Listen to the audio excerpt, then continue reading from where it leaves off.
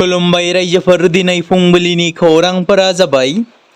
गिबि खौराङाव थारैनो फैबाय थानाय समफोराव बर'आ फिन गावजों गाव एना एनि नायलायनो हायै गाग्लोबलायनाय सोंखारिलायनाय जुद्धनि महर लागोन नामा?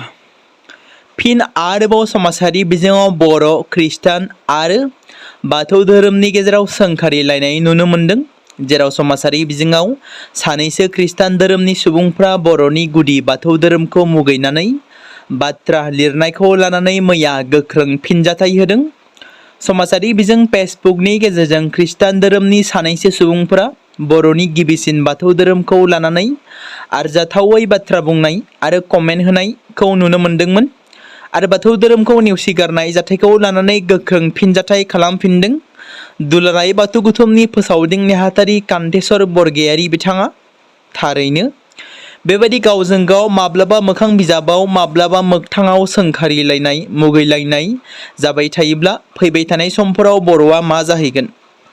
दिनैनि समाव गोबां हारिनि गेजेराव बेबादि धोरोमनि फारागथि लानानै सोंखारिनाय नुनो मोना। हारि हिसाबै जों खौसेथियै थानांगोन। बेयाव सोरबा खृष्टान सोरबा बाथौखौ सोंखारिलायनो नाङा। सोरबा जुदि धोरोमखौ लानानै मुगैथावना बाथ्रा बुंब्ला बेखौ गोख्रों साजा होनो हागोन, नाथाय सासेनि थाखाय खृष्टान धोरोमखौ एबा बाथौ धोरोमखौ दाय होनाया गनायजाथाव नङा। आसा खालामो जाहाथे रावबो बेबादि धोरोमखौ लानानै बाथ्रा दान्थेलाया। Sports कमप्लेक्सखौ BTC सोरखारनो गथायबाय।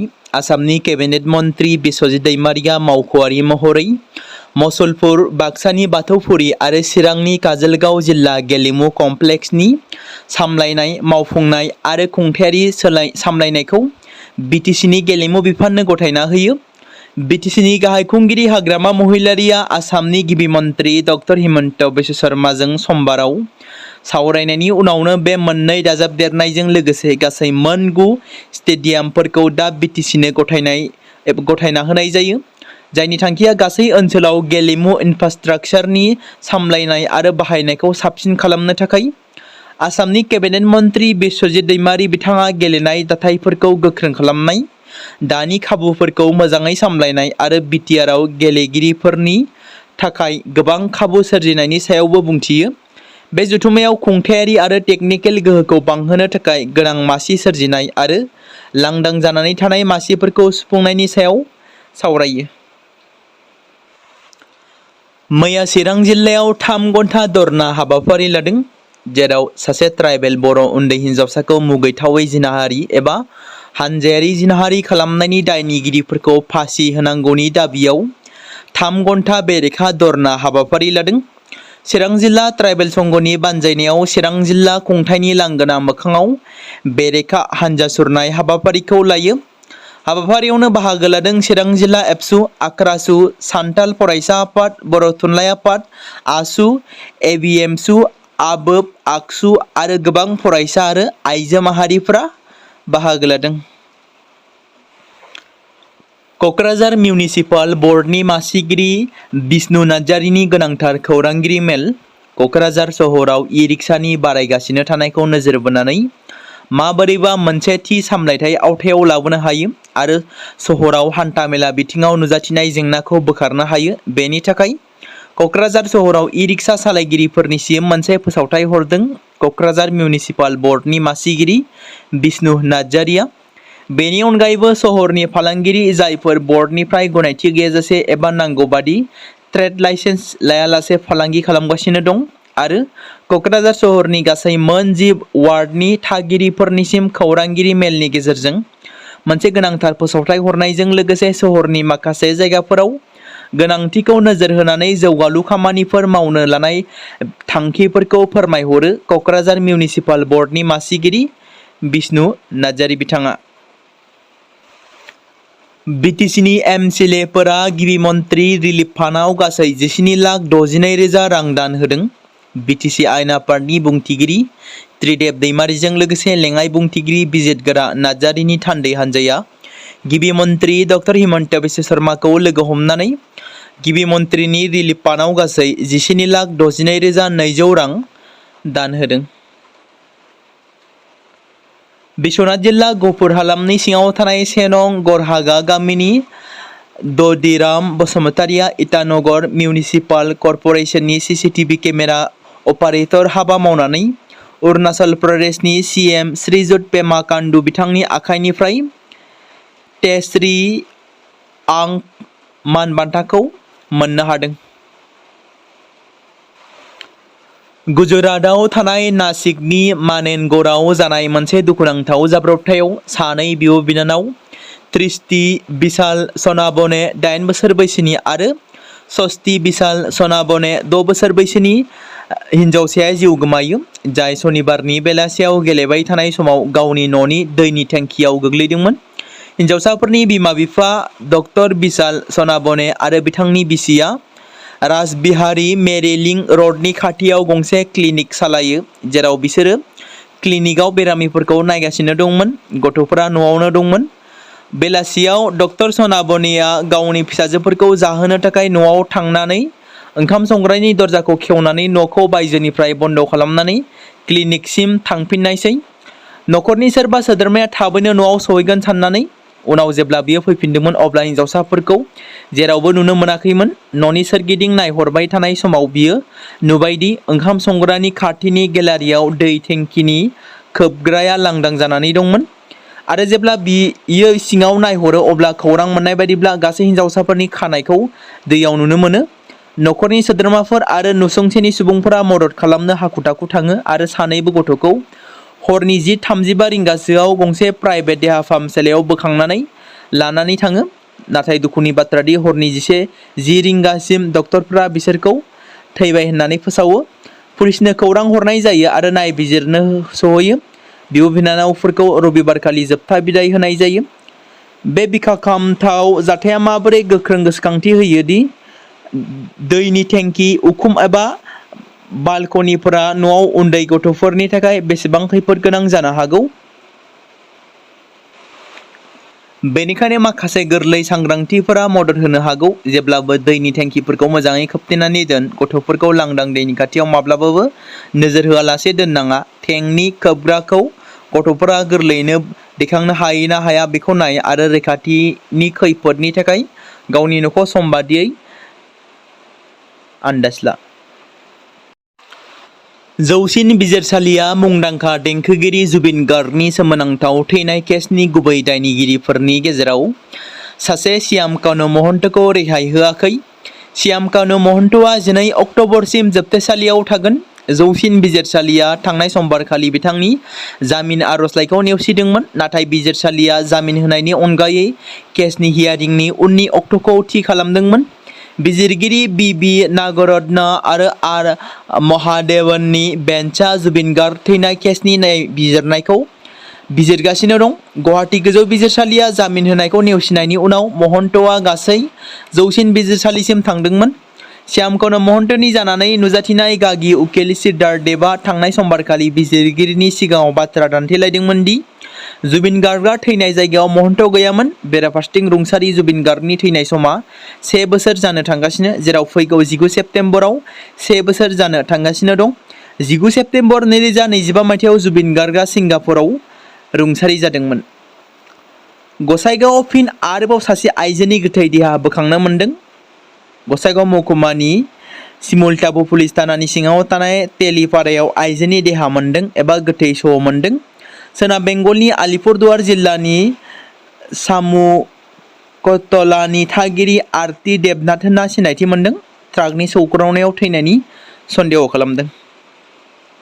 सासे सिख्लानि सोमोनांथाव थैनाया जरहाट जिल्लायाव बयखौबो सोमोनांहोदों। न'निफ्राय शपिं खालामनो थांनाय सिख्लाया माबोरै थैखो? बेयो दाबो मोनसे गिदिर सोंलु, जेराव नखराव दावराव-दावसि।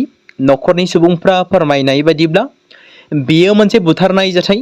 पुलिसआ नायबिजिरनायखौ जागायदों, नाथाय हिन्जावसानि थैनायनि गुमुरखौ दासिमबो सोराङाव लाबोनो हायाखै। बे जाथाया थारैनो उदांस्रि सानखालिनो जादोंमोन। जाथायनि बायदिब्ला हिन्जावसाया थांनाय माखासे समनिफ्रायनो दाह'टियायाव थानाय गावनि बिमानैनि न'आव दंमोन, नाथाय बै दिनखालि हिन्जावसानियाव गोबां फन कल फैदोंमोन। कलआ गोबां गुबुन गुबुन नम्बरजों फैदोंमोन। बेनि उनाव सासे सिख्लाया बिखौ बिमानि न'आव लानानै फैदोंमोन। बेनि उनाव हिन्जावसाया बिमानिफ्राय माखासे रां लानानै ड्रेस बायनो थाखाय जरहाट टाउनाव थांगोन होनना बुंदोंमोन। बिमाया हरनि 8:30 रिंगासोआव हिन्जावसाखौ लिंहरदोंमोन। अब्ला हिन्जावसाया न'आव फैगासिनो होनना बुंदोंमोन। नाथाय गोबाव सम बारलांनायनि उनावबो हिन्जावसाया न' फारसे फैफिनाखैमोन। उनाव हरनि 11 रिंगायाव सासे लाइमोना न'खरनि सुबुंफोरनो फन खालामनानै हिन्जावसानि हालोदा गोब्राब जादों होनना फोरमायो आरो लाइमोनखौ जरहाट मेडिकेल कलेजाव थिसननाय जादोंमोन। अब्ला गुबुन मोनसे फन नम्बरनिफ्राय सासे सिख्लाया फन खालामदोंमोन। बेराफारसेथिं न'खरनि सुबुंफोरा देहा फाहामसालिसिम सहैनायनि सिगांनो हिन्जावसाया जिउ गोमायो। नाथाय जाय हिन्जावसाखौ देहा फाहामसालिसिम लानानै फैदोंमोन बिसोर खारखोमालाङो होनना रिपर्टआव फोरमायदों। फिलिपिन्स हादोरनि गंसे फरायसालियाव सासे फरायसाया गुबुन सासे फरायसाखौ गुलि गावो आरो गावनि जिउखौ फोजोबना लायो। गुलि गावनायाव सानै सिकिउरिटि गार्ड आरो गासै 9 सुबुङा जोखोम जादों। बे जाथाया फिलिपिन्सनि जाम्ब'आंगा नोगोरनि एटिनिय' दि जाम्ब'आंगा इउनिभार्सिटियाव जायो। जाय जाथाया हादोराव गोबां गोसारदों आरो सावरायजागासिनो थानायखौ नुनो मोन्दों। दुलाराय बर' फरायसा आफादनि मिशन हम रेस्किउ एन्ड रेस्ट'र हाबाफारिया दिनै 4थि सानाव आगान होबाय। बे सानखौ मावफुंनो थांनायनि सिगां दुलाराय बर' फरायसा आफादनि गोथार आरजखौ जागायनानै हानजानि रिपर्ट लायो। दिनैनि हाबाफारियाव रदयपक्री पातरगावनि रायजो राजाफोरा एबसुनि दैबानाजों सिलिंखार जाजानाय नखरफोराव खामानि मावनायफोरखौ मोजां मोननानै हानाय बादि मिरु एबसुनि मानाव गेदेर आफादगिरि खोरोमदाव औवारी, लोगो आफादगिरि उमेश दैमारी आरो गाहाय नेहाथारि कनिन्द्र बसुमतारी बिथांमोनखौ जर'खायै बरायदों। थाबैनो एनडिबिनि गायसनगिरि रन्जन दैमारीया उदां अख्राङाव फैनायनि लामायाव बाथ्राखौ बुंदों। दुलाराय बर' फरायसा आफादनि थान्दै हान्जाया जेराव थांनाय बावैसो सान सिगाङाव दुलाराय बर' फरायसा आफादनि दैदेननायाव माखासे आफादनि सोद्रोमाफोर आरो इउपिपिएलनि एमपि बिथांमोना बुंथिदों।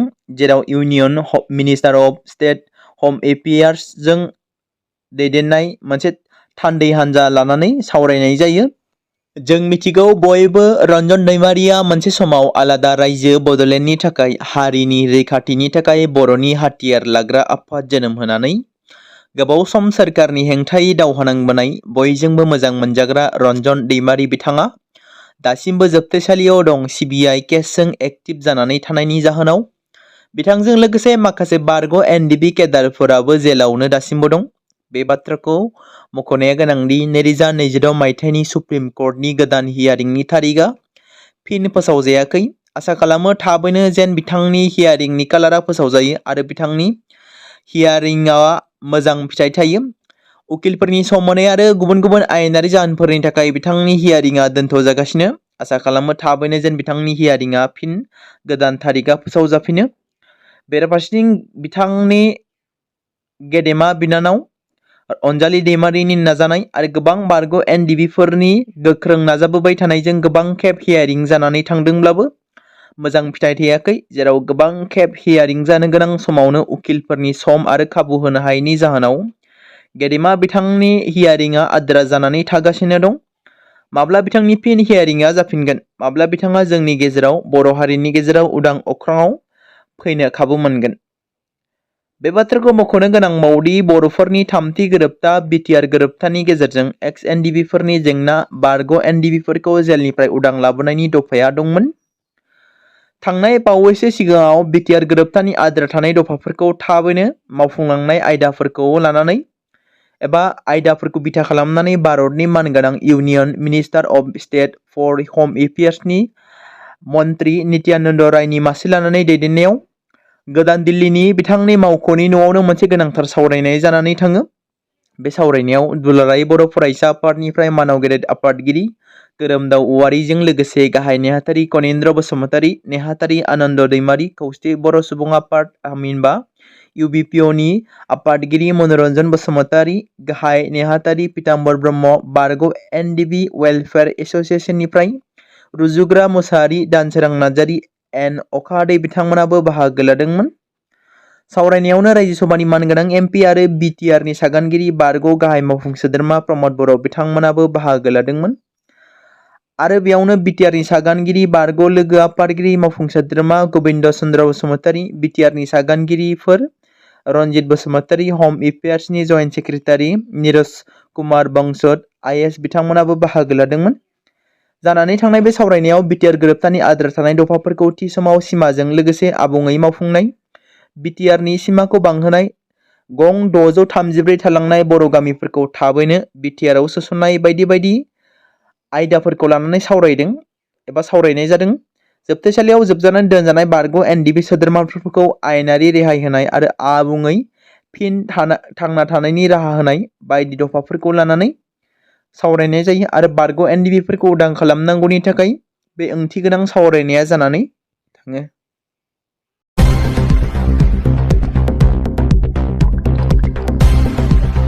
बे समाव मोनसे गोजोनथाव खौरां बाक्सा जिल्लानि बरमायाव थानाय रुरेल एकाडेमिया लानानै फैदों नोंथांमोननि थाखाय मोनसे गोजोनथाव खौरां।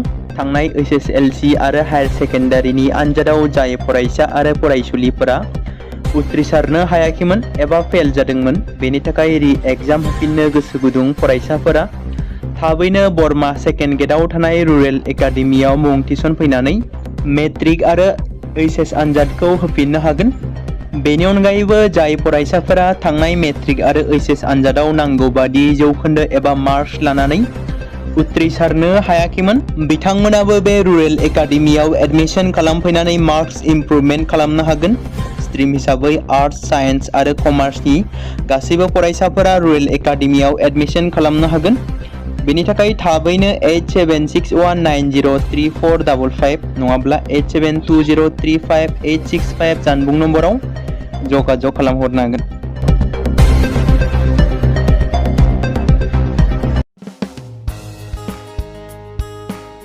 बे समाव मोनसे गोनां फोसावथाय बर' सावथुन नायनानै मोजां मोनग्रा गासै बर' रायजो राजाफोरनि गेजेराव लानानै फैदों मोनसे बर'नि OTT प्लेटफर्म गोनां, जाय प्लेटफर्मनि गेजेरजों नोंथांमोना बर'नि गोदान गोजाम सावथुनफोरखौ नुनो मोनगोन। थांनाय माखासे बोसोर सिगां बर'नि गेजेराव लानानै फैनाय निउबो एप बायदिनो फिन आरोबाव लानानै फैदों बर' रायजो राजाफोरनि थाखाय। बे बाथ्राखौ मख'नाया गोनांदि 2025 मायथाइनि जानुवारि दानाव ओंखारनाय आंगो स्ट्रिम मुंनि मोनसे OTT प्लेटफर्म गोनां निउबो एपनि गेजेरजों नोंथांमोना गोबांथार बर'नि सावथुनफोर जेरै ट्रेजेडि, रमान्टिक, एक्शन आरो कमेडिजों बुंफबनाय सावथुनफोरखौ नुनो मोनगोन।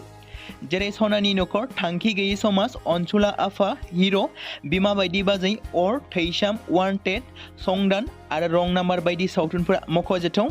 बेफोर सावथुनफोरखौ नायनो थाखाय नोंथांमोना गिबियावनो आंगो स्ट्रिम एपखौ गाव गावनि मबाइलाव थानाय प्ले स्ट'रनिफ्राय डाउनल'ड खालामनानै लोगोसे इनस्टल खालामनानै गावनि मबाइल नाम्बारजों लगइन खालामनानै लाग्रोनांगोन। बेनि उनाव नोंथांमोना गोबांथार नुनो मोनै सावथुनफोरखौ गुगोल पे, फन पे आरो पेटिएमजों रं नाम्बार सावथुनखौ नायनो थाखाय 60 रां आरो संदान सावथुनखौ नायनो थाखाय 80 रां, वान्टेड सावथुनखौ नायनो थाखाय 60 रां, थैसाम सावथुनखौ नायनो थाखाय 60 रां बेबायदिनो गोबांथार नुनो मोनै सावथुनफोरखौ नायनो थाखाय सुबिदा खालामनानै होदों आंगो स्ट्रिम प्लेटफर्मा। फिन नोंथांमोननि गेजेराव फोरमायबावनो लादों बर' सावथुन नायनानै मोजां मोनग्रा गासै बर' रायजो राजाफोरनि गेजेराव लानानै फैदों मोनसे बर'नि OTT प्लेटफर्म गोनां, जाय प्लेटफर्मनि गेजेरजों नोंथांमोना बर'नि नुनो मोनै सावथुनफोर जेराव गोदान गोजाम सावथुनफोरखौ नुनो मोनगोन। बे बाथ्राखौ मख'नाया गोनांदि 2025 मायथाइनि जानुवारि दानाव दिहुनजानाय आंगो स्ट्रिम मुंनि मोनसे OTT प्लेटफर्म गोनां एपनि गेजेरजों नोंथांमोना गोबांथार बर'नि ट्रेजेडि, रमान्टिक, एक्शन आरो कमेडिजों बुंफबनाय सावथुनफोरखौ नुनो मोनगोन। जेरै रं नाम्बार, संदान, वान्टेड, थैसाम, अर, बिमा बायदि बाजै, हिर', अनसुला आफा, थांखि गैयै समाज, सनानि नखर बायदि बायदि सावथुनफ्रा मख'जाथाव। बेफोर सावथुनफोरखौ नायनो थाखाय नोंथांमोना गिबियावनो आंगो स्ट्रिम एपखौ गाव गावनि मबाइलाव थाखानाय प्ले स्ट'रनिफ्राय इनस्टल खालामनानै गावनि मबाइल नाम्बारजों लगइन खालामखांनायनि उनाव नोंथांमोना गोबांथार नुनो मोनै सावथुनफोरखौ गुगोल पे, फन पे आरो पेटिएमजों रं नाम्बार सावथुनखौ नायनो थाखाय 60 रां, संदान सावथुनखौ नायनो थाखाय 80 रां, वान्टेड सावथुनखौ नायनो थाखाय 60 रां, थैसाम सावथुनखौ नायनो थाखाय 60 रां बेफोरबायदिनो अर सावथुनखौ नायनो थाखाय 60 रां पे खालामनांगोन। बेबायदिनो गोबांथार नुनो मोनै बर' सावथुनफोरखौ नायनो थाखाय सुबिदा खालामनानै होदों आंगो स्ट्रिम प्लेटफर्मा। बे समाव मोनसे गोनां फोसावथाय बर' सावथुन नायनानै मोजां मोनग्रा गासै बर' रायजो राजाफोरनि गेजेराव लानानै फैदों मोनसे बर'नि OTT प्लेटफर्म गोनां, जाय प्लेटफर्मनि गेजेरजों नोंथांमोना बर'नि गोदान गोजाम सावथुनफोरखौ नुनो मोनगोन। थांनाय माखासे बोसोर सिगां बर'नि गेजेराव लानानै फैनाय निउबो एप बायदिनो फिन आरोबाव लानानै फैदों बर' रायजो राजाफोरनि थाखाय। बे बाथ्राखौ मख'नाया गोनांदि 2025 मायथाइनि जानुवारि दानाव ओंखारनाय आंगो स्ट्रीम मुंनि मोनसे OTT प्लेटफर्म गोनां निउबो एपनि गेजेरजों नोंथांमोना गोबांथार बर'नि सावथुनफोर जेरै ट्रेजेडी, रमान्टिक, एक्शन आरो कमेडीजों बुंफबनाय सावथुनफोरखौ नुनो मोनगोन। जेरै सनानि नखर, थांखि गैयै समाज, अनसुला आफा, हिर', बिमा बायदि बाजै, अर, थैसाम, वान्टेड, संदान आरो रं नाम्बार बायदि सावथुनफोरा मख'जाथाव। बेफोर सावथुनफोरखौ नायनो थाखाय नोंथांमोना गिबियावनो आंगो स्ट्रीम एपखौ गावनि मबाइलाव थानाय प्ले स्ट'रनिफ्राय डाउनल'ड खालामनानै लोगोसे इनस्टल खालामनानै गावनि मबाइल नाम्बारजों लगइन खालामनानै लाग्रोनांगोन। बेनि उनाव नोंथांमोना गोबांथार नुनो मोनै सावथुनफोरखौ गुगोल पे, फन पे आरो पेटिएमजों रं नाम्बार सावथुनखौ नायनो थाखाय 60 रां आरो संदान सावथुनखौ नायनो थाखाय 80 रां, वान्टेड सावथुनखौ नायनो थाखाय 60 रां, थैसाम सावथुनखौ नायनो थाखाय 60 रां बेबायदिनो गोबांथार नुनो मोनै सावथुनफोरखौ नायनो थाखाय सुबिदा खालामनानै होदों आंगो स्ट्रीम प्लेटफर्मा। फिन नोंथांमोननि गेजेराव फोरमायबावनो लादों बर' सावथुन नायनानै मोजां मोनग्रा गासै बर' रायजो राजाफोरनि गेजेराव लानानै फैदों मोनसे बर'नि OTT प्लेटफर्म गोनां जाय प्लेटफर्मनि गेजेरजों नोंथांमोना बर'नि नुनो मोनै सावथुनफोर जेराव गोदान गोजाम सावथुनफोरखौ नुनो मोनगोन। बे बाथ्राखौ मख'नाया गोनांदि 2025 मायथाइनि जानुवारि दानाव दिहुनजानाय आंगो स्ट्रीम मुंनि मोनसे OTT प्लेटफर्म गोनां एपनि गेजेरजों नोंथांमोना गोबांथार बर'नि ट्रेजेडी, रमान्टिक, एक्शन आरो कमेडीजों बुंफबनाय सावथुनफोरखौ नुनो मोनगोन। जेरै रं नाम्बार, संदान, वान्टेड, थैसाम, अर, बिमा बायदि बाजै, हिर', अनसुला आफा, थांखि गैयै समाज, सनानि नखर बायदि बायदि सावथुनफ्रा मख'जाथाव। बेफोर सावथुनफोरखौ नायनो थाखाय नोंथांमोना गिबियावनो आंगो स्ट्रीम एपखौ गावनि मबाइलाव थाखानाय प्ले स्ट'रनिफ्राय इनस्टल खालामनानै गावनि मबाइल नाम्बारजों लगइन खालामखांनायनि उनाव नोंथांमोना गोबांथार नुनो मोनै सावथुनफोरखौ गुगोल पे, फन पे आरो पेटिएमजों रं नाम्बार सावथुनखौ नायनो थाखाय 60 रां, संदान सावथुनखौ नायनो थाखाय 80 रां, वान्टेड सावथुनखौ नायनो थाखाय 60 रां, थैसाम सावथुनखौ नायनो थाखाय 60 रां बेफोरबायदिनो अर सावथुनखौ नायनो थाखाय 60 रां पे खालामनांगोन। बेबायदिनो गोबांथार नुनो मोनै बर' सावथुनफोरखौ नायनो थाखाय सुबिदा खालामनानै होदों आंगो स्ट्रीम प्लेटफर्मा।